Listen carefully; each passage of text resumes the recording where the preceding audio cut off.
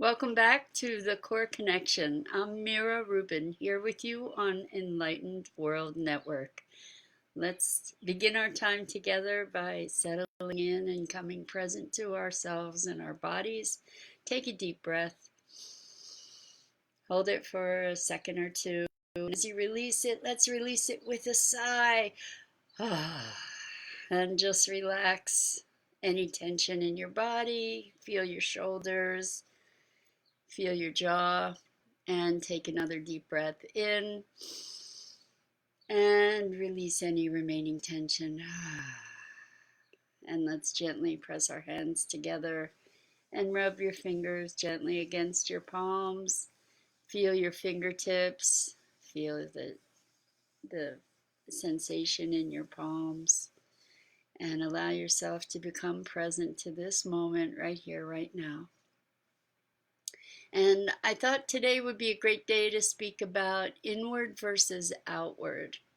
And I'm not sure exactly where it's going to go, so let's just play with the idea. I think in our culture, as it's been, so many of us take our cues from the outer world in terms of who we should be and how we should feel and what we should think and what our value is. And uh, actually in all different kinds of ways. We look for outward confirmation to validate who we are. And in this moment, when we have the opportunity to pause and reflect, now we can take this moment to connect with our own inner universe and our impulse that is a natural expression of our specific creative and unique gift to ourselves and to the world around us. And why not take advantage of this time to spend some time reflecting, moving inward, deepening your connection with your life impulse, your connection with your unique gift. There are all different ways that we can go about this inward exploration. And what happens in the course of doing the inward exploration is that we then emerge forward with an expression of ourselves that's truly aligned with who we are. Hi, Randa. Welcome from Ontario. Thank you so much for being here. So,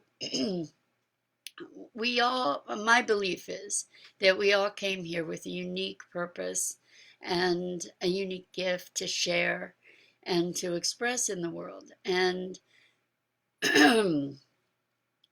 as we look inside for the impulses that are natural to us, excuse me, in our own expression, then what we bring forward to the world is, as I said earlier, in greater alignment with who we are. So, how can we do this? Well, one thing that we can do is to check in with our feelings. And as we check into our feelings, let's listen closely to recognize what is the dialogue that we have going on internally that is helping to accelerate or generate those feelings. Because what happens for so many of us easily when we start connecting with what's going on inside is that we get caught in a loop of emotion or of defense. So what we want to do is without judgment, because like if I'm feeling a feeling that I don't like, then I might layer judgment on top of that, and then it gets more complicated to actually be able to be present to what's going on. When we go into our feelings, notice what are the words that are playing in your head at, that are helping to generate or accelerate that emotion, and then question those words. So, uh, oftentimes there are we're playing out something like, well, what about my future? What's going to happen to me? I don't know what's going to happen, or this and this and this is going to happen. And we get off like a train that's just a runaway train. So feel into the feelings, question the language that's going on about that, and then let's just ask questions that are empowering, like, what is my heart wanting right now? What is my soul wanting to speak to me? What is something that I'm passionate about? What is something that I can put my attention on that will be uplifting? And then notice those things that arise. It might be something, if you have a pet, it might be something as simple as connecting with your pet, or if you have a favorite place in your home to be, maybe by a window where the sunlight's streaming in, being present to the things that enliven and uplift you individually. Those things are all clues to what your soul and your purpose and your being are craving and wanting and needing expression for. And recently I did a wonderful, wonderful exercise. It was very, very enlivening. And I suggest it because it can help put you in touch with what the light of your soul is all about. And this was to just sit down and write the things that I love, the things that I like. Like I love nature. I love seeing beautiful things. I love feeling excited and happy. I love having animated conversations with people about things that matter.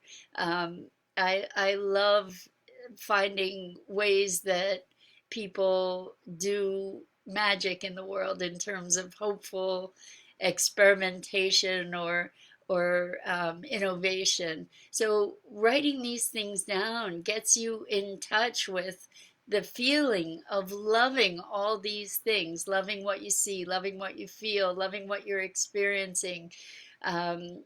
Just love and enthusiasm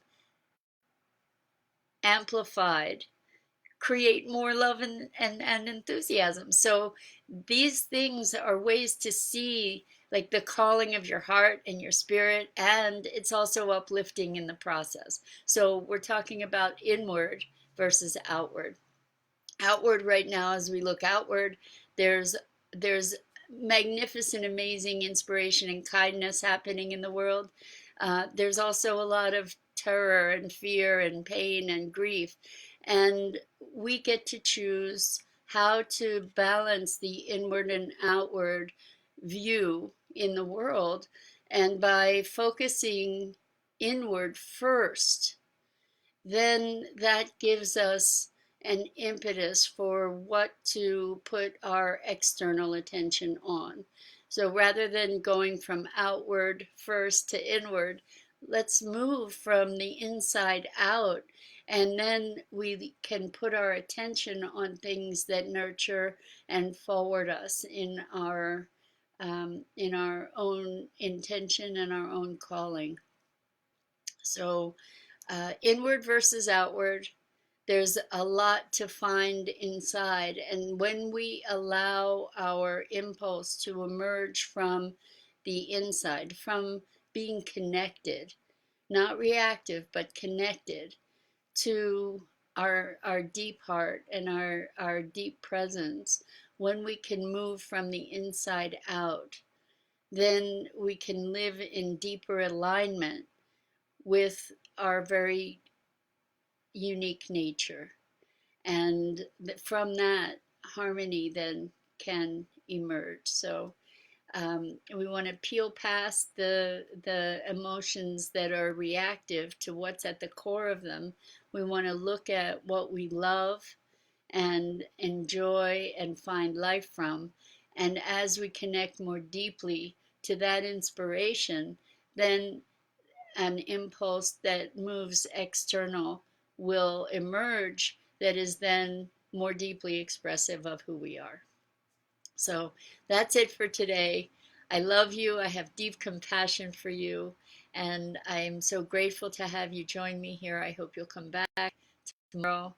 And in the meantime, touch into the beauty of your heart and your spirit, and uh, write a list of things and experiences that you love.